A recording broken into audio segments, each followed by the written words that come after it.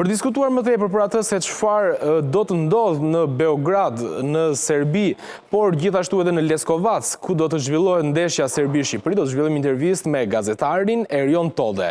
Erion, përshëndetje. Mirëmëngjes Trilon. Atëherë fillimisht, cila është përshtypja juaj për listën e teknikut brazilian? Nuk ka risi, vjen Cakaj dhe ai që të gjithë e prisin me Mehmeti mbetet sërish jashtë. Fatkeqësisht është një lojtar që ka dhënë provat, po e filloj nga fundi. Fatkeqësisht Mehmeti është një lojtar që ka dhënë provat dhe nuk është në kombëtare. Është një lojtar që pavarësisht se luan në një kategori të ulët në kampionatin anglez të futbollit, prapse prapë është një super kampionat, një super futboll. Edhe futbolli si ai në Angli nuk ka në asnjë vend tjetër të botës. Kot është një nga kampionatet më të paguar me më shumë sponsor etj. Nuk ka nevojë të vazhdoj të them vlerat e futbollit anglez.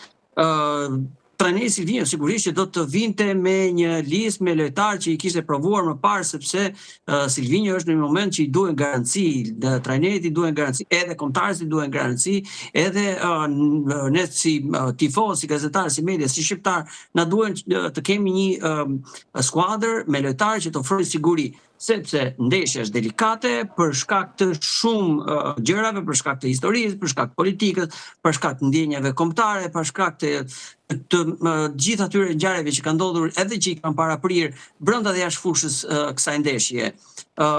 Të kuptohemi, luhet futboll, luhet brenda 4 këndorit të blertë të fushës së futbollit, por në asnjë mënyrë lojtarët nuk janë të pandikuar nga gjithë këto faktorë të jashtëm. Pra, futbollistët, si kombëtare shqiptare, si edhe kombëtare serbe, do të jenë të ndikuar jashtëzakonisht nga presioni i jashtëm, nga historia, nga politika, nga ngjarjet që kanë ndodhur, nga tifozët përkatës, nga presioni dhe emocionet do të jenë të mëdha, kështu që duhet të kuptojmë që trajneri Silvinho i duhesh një lojtar të sprovuar, lojtar që të përballojnë presionin, sigurisht nuk janë ndeshje me ndeshjen, por duke shpresuar që ata të jenë përqendruar, të jenë të ndërgjegjshëm, të përgjegjshëm, se ku do të shkojnë edhe me çfarë do të përballen.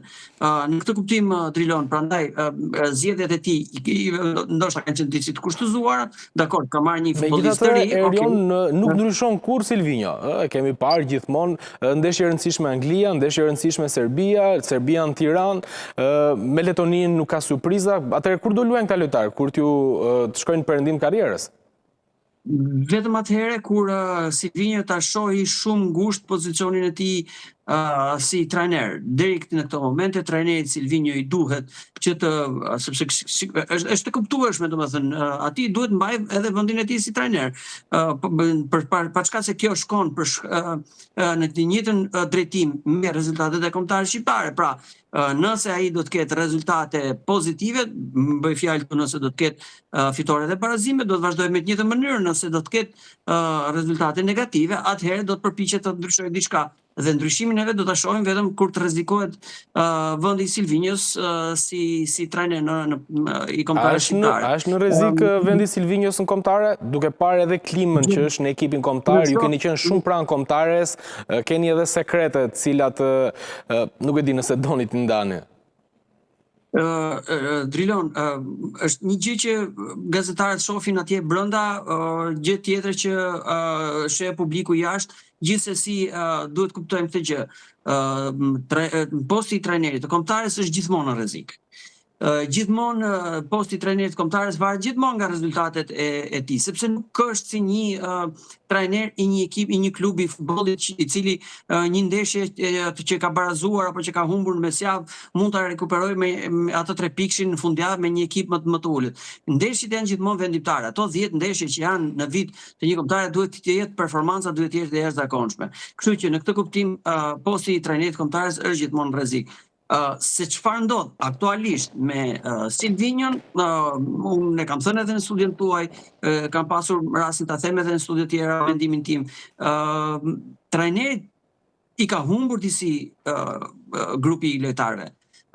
i ka humbur në kuptimin neve nuk e kemi parë ata lojtarë me atë paraqitje, me atë entuziazëm, me atë emocione që na kanë dhuruar gjatë kualifikueseve të Europianit, nuk na i dhuruan më pasi përfunduan finalet e Europianit. Dhe këto unë besoj fort se erdhën për shkak të vendimeve të trajnerit Silvinho për ftesat dhe për mënyrën e lojës që bëri në finalet e Europianit. Në këtë kuptim besoj se Silvinhos ka krijuar një lloj distance midis stafi i Silvinhos me grupin e lojtarëve, sepse lojtarët janë njohës shumë të mirë të futbollit, janë njohës shumë të mirë edhe të ekipit brenda kush meriton, çfarë meriton midis lojtarëve. Në këtë kuptim absolutisht është shumë e qartë edhe ne gazetarët e komentojmë, një lojtar që ka statistika më të mira, që po shkëlqen nishull si Mehmeti dhe në Championshipin, që është një nga ligat më të vlerësuara pas 5 ligave kryesore, qëndron jashtë dhe Silvinho shpreh në konferencën që kam trafik në krahun e majt, po Bajrami i cili nuk luan te klubi i tij. Se përzgjidhje tjetër për kë ka fjalën. Arber Hoxha, i cili gjithmonë ka qenë një zëvendësues, që të cilat kanë krijuar distancë midis trajnerit dhe lojtarëve. Unë jam isha skeptik fillimisht për zgjedhjen e Silvinhos, më pas u habita dhe u mrekullova dhe u dashurova, le të themi, me ndoshta është fjalë e madhe, po me mënyrën e tij të punës, se si ai fitoi zemrat e futbollistëve, se si ai i mbante ata me një entuziazëm të jashtëzakonshëm, se si ai e gjeti atë kimin, u lidh menjëherë me lojtarët luanin për të, lojtarët sakrifikonin për të, por pastaj çfarë ndodhi? U krijua distanca dhe kjo distancë unë kam bindjen time të personale për shkak të atyre gjërave që kam parë dhe që kam përjetuar duke qenë pranë kombëtares, por ne mund ta bëjmë këtë aritmetik që të gjithë edhe ai që është larg kombëtares mund ta arrijë të kuptojë që çdo gjë vjen për shkak të vendimeve të trajnerit. Prandaj unë them që trajneri duhet të analizojë thellë zgjedhjet e tij, mënyrën e tij të lojës dhe ndoshta menjëherë pas Serbisë duhet bëjë një ndryshim shumë të madh nëse ai do të vazhdojë të qëndrojë në krye të kombëtares shqiptare. E qartë, se jemi në fund, Erion. Po, lutem. Çfarë presim në Leskovac? Sa shanse reale ka Shqipëria dhe beson vërtet që mundet që ne të jemi vendi i dytë dhe të ndrojmë botrorin? Do t'ishte e mrekullueshme, nuk është asgjë e pamundur, Drilon, asgjë nuk është e pamundur. Kur një skuadër, sa do e vogël që tjetë, kur grupi mblidhet, kur vendos që të fitoj, nuk ka asnjë ekip tjetër sa do i madh që tjetë përballë që të arrita ta mund.